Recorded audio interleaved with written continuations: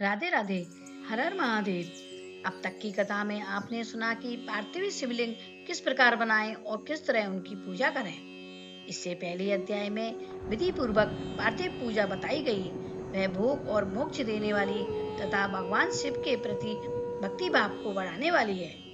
इसके बाद ऋषियों के पूछने पर किस कामना की पूर्ति के लिए कितने पार्थिव लिंगों की पूजा करनी चाहिए, इस विषय का वर्णन करके सूत जी बोले, महिषियों, पार्थिव लिंगों की पूजा कोटि कोटि यज्ञों का फल देने वाली है। कलयुग में लोगों के लिए शिवलिंग पूजन जैसा श्रेष्ठ दिखाई देता है, वैसा दूसरा कोई साधन नहीं है। यह सभी शास्त्रों का निश्चित सिद्धांत है। शिवलिंग भोग और मोक्ष देने वाला है। लिंग तीन प्रकार के कहे गए हैं, उत्तम, मध्यम और अधम। जो 4 अंगुल ऊंचा और देखने में सुंदर हो तथा वेदी से युक्त हो, उस शिवलिंग को शास्त्रज्ञ महर्षियों ने उत्तम कहा है। उससे आधा मध्यम और उससे आधा अधम माना गया है। इसी प्रकार 3 प्रकार के शिवलिंग कहे गए हैं जो अत्यंत श्रेष्ठ है। ब्राह्मण, क्षत्रिय, वैश्य, शूद्र अथवा विलोम सकर कोई भी क्यों ना हो, वह अपने अधिकार के अनुसार वैदिक अथवा तांत्रिक मंत्र से सदा आदर पूर्वक शिवलिंग की पूजा करे। ब्राह्मणों, महर्षियों, अधिक कहने से क्या लाभ। शिवलिंग का पूजन करने में स्त्रियों तथा अन्य सब लोगों का भी अधिकार है। ब्राह्मणों के लिए वैदिक पद्धति से ही शिवलिंग की पूजा करना श्रेष्ठ है, परंतु अन्य लोगों के लिए वैदिक मार्ग से पूजा करने की सम्मति नहीं है। वेदज्ञ द्विजों को वैदिक मार्ग से ही पूजन करना चाहिए, अन्य किसी और मार्ग से नहीं, ये भगवान शिव का कहना है। दधीची और गौतम आदि के श्राप से जिनका चित्त दग्ध हो गया है, उन ब्राह्मणों की वैदिक कर्म में श्रद्धा नहीं होती। जो मनुष्य वेदों तथा स्मृतियों में कहे हुए सत्कर्मों की अवहेलना करके दूसरे कर्म को करने लगता है, उनका मनोरथ कभी सफल नहीं होता। इस प्रकार विधि पूर्वक भगवान शंकर का नैवेद्यांत पूजन करके उनकी त्रिभुवनमयी 8 मूर्तियों का भी वही पूजन करें। पृथ्वी, जल, अग्नि, वायु, आकाश, सूर्य, चंद्रमा तथा यजमान, ये भगवान शंकर की 8 मूर्तियां कही गई हैं। इन मूर्तियों के साथ साथ सर्व, भव, रुद्र, उग्र, भीम, ईश्वर, महादेव तथा पशुपति, इन नामों की भी अर्चना करें। इसके बाद चंदन, अक्षत और बिल्व पत्र लेकर वहां ईशान आदि के क्रम से भगवान शिव के परिवार की उत्तम भक्ति भाव से पूजन करें। ईशान नंदी, चंड, महाकाल, भृंगी, वृष, स्कंद, कपदीश्वर, सोम तथा शुक्र, ये 10 शिव के परिवार हैं जो कर्म से ईशान आदि 10 दिशाओं में पूजनीय हैं। इसके बाद भगवान शिव के समीप उनके सामने वीरभद्र का और पीछे कीर्ति मुख का पूजन करके विधि पूर्वक 11 रुद्रों की पूजा करें। इसके बाद पंचाक्षर मंत्र का जप करके शतरुद्रीय स्रोत का, नाना प्रकार की स्थितियों का तथा शिव पंचांग का पाठ करें। इसके बाद परिक्रमा और नमस्कार करके शिवलिंग का विसर्जन करें।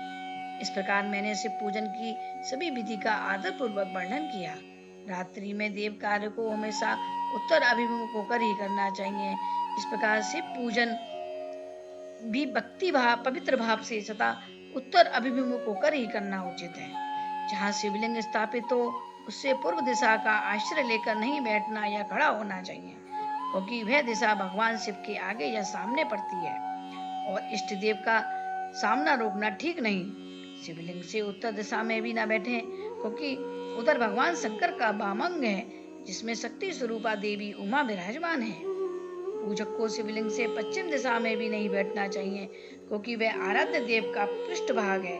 पीछे की ओर से पूजा करना उचित नहीं है। अतः अवशिष्ट दक्षिण दिशा की गाय है, उसी का आश्रय लेना चाहिए। तात्पर्य यह है कि शिवलिंग से दक्षिण दिशा में उत्तर अभिमुख होकर बैठे और पूजा करें। विद्वान पुरुष को चाहिए कि वह भस्म का त्रिपुट लगाकर, रुद्राक्ष की माला लेकर तथा बिल्व पत्र का संग्रह करके ही भगवान शंकर की पूजा करें, इसके बिना नहीं। मुनिवरों, शिव पूजन आरंभ करते समय यदि भस्म ना मिले तो मिट्टी से भी ललाट में त्रिपुट अवश्य कर लेना चाहिए। ऋषि बोले, मुने, हमने पहले से यह बात सुन रखी है कि शिव जी का प्रसाद नहीं खाना चाहिए। इस विषय में शास्त्र क्या कहते हैं, यह बताइए। साथ ही बिल्व का महत्व भी बताइए। सूची ने कहा, मुनियों, आप शिव भगवान के व्रत का पालन करने वाले हैं, इसलिए आप सबको 100 बार प्रणाम है। मैं प्रसन्नता पूर्वक आपको बताता हूँ, आप सब ध्यान से सुने। जो भगवान शिव का भक्त है, बाहर भीतर से पवित्र और शुद्ध है, उत्तम व्रत का पालन करने वाला तथा दृढ़ निश्चय से युक्त है, वह शिव के प्रसाद को अवश्य ही खाए। भगवान शिव का प्रसाद नहीं खा सकते, इस बात को मन से निकाल दें। शिव के प्रसाद को देखने मात्र से ही सारे पाप दूर भाग जाते हैं। उसको खा लेने पर तो करोड़ों पुण्य अपने भीतर आ जाते हैं। आया हुआ शिव प्रसाद को सिर झुकाकर खुशी के साथ ग्रहण करें और प्रयत्न करें शिव का भजन करते हुए भोग को खाएं। आए हुए शिव प्रसाद को जो ये कहकर कि मैं इसे बाद में खाऊंगा लेने में विलंब कर देता है, वह मनुष्य निश्चय ही पाप से बच जाता है। जिसने शिव की दीक्षा ली हो, उस शिव भक्त के लिए शिव जी का प्रसाद अवश्य खाने योग्य है। ऐसा कहा जाता है, शिव जी की दीक्षा से युक्त शिव भक्त पुरुष के लिए सभी शिवलिंगों का प्रसाद शुभ एवं महाप्रसाद है, इसलिए वह उस प्रसाद को अवश्य खाए। परंतु जो अन्य देवताओं की दीक्षा से युक्त है और शिव भक्ति में भी मन को लगाए हुए है, उनके लिए शिव जी के प्रसाद खाने के विषय में क्या कहा गया है, इसे आप लोग प्रेम पूर्वक सुने। ब्राह्मणों, जहाँ से शालिग्राम की शिला की उत्पत्ति होती है, वहां से उत्पन्न लिंग में रसलिंग अर्थात पारद लिंग में, पाषाण रजत तथा सोने से बने लिंग में, देवताओं तथा सिद्धों द्वारा प्रतिष्ठित लिंग में, केसर से बने लिंग में, स्फटिक लिंग में, रत्न निर्मित लिंग में तथा सभी ज्योतिर्लिंगों में विराजमान भगवान शिव के प्रसाद को खाना चंद्रनारायण व्रत के समान पुण्यजनक है। ब्रह्म हत्या करने वाला पुरुष भी यदि पवित्र होकर शिव नेमार्थ का भक्षण करके उसे सिर पर धारण करे तो उसका सारा पाप जल्दी ही नष्ट हो जाता है। पर जहाँ चंड का अधिकार है, वहाँ जो शिव निर्माल्य हो उसे साधारण मनुष्य को नहीं खाना चाहिए।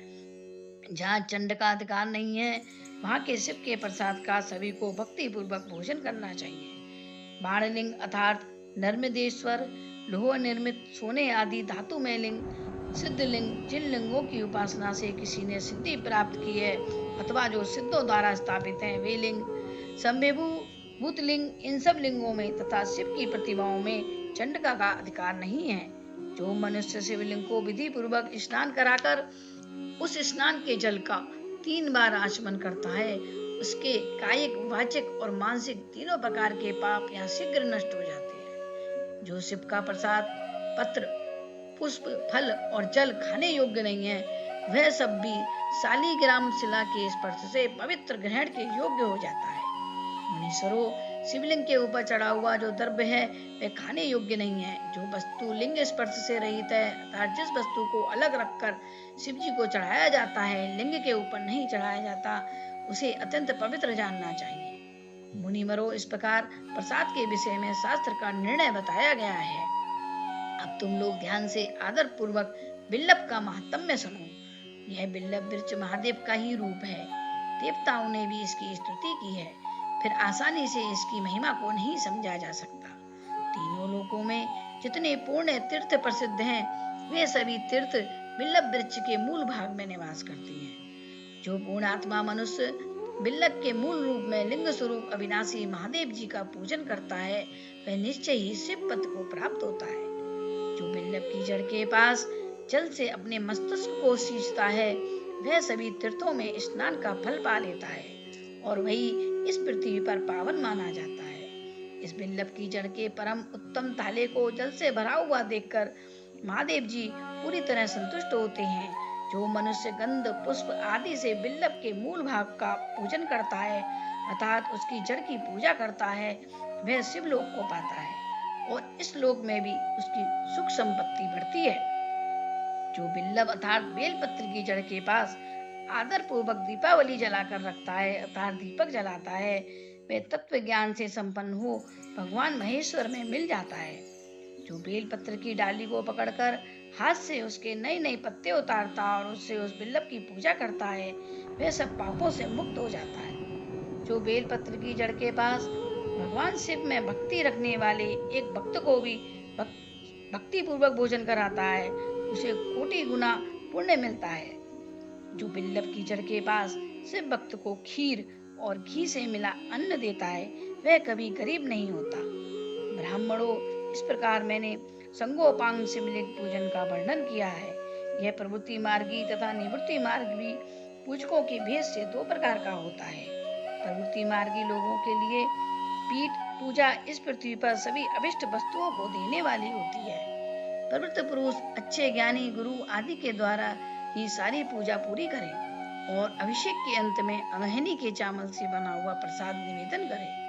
पूजा के अंत में शिवलिंग को शुद्ध संपुट में विराजमान करके घर के भीतर कहीं अलग रख दे। निवृत्ति मार्गी उपासकों के लिए हाथ पर ही शिव पूजा का विधान है। उन्हें भिक्षा आदि से प्राप्त हुए अपने भोजन को ही प्रसाद रूप में देना चाहिए। निवृत्ति पुरुषों के लिए सूक्ष्म लिंग ही उत्तम बताया गया है। वे विभूति से पूजन करें और विभूति को ही नैवेद्य रूप से निवेदित भी करें। पूजा करके उस लिंग को सदा अपने सिर पर धारण करें।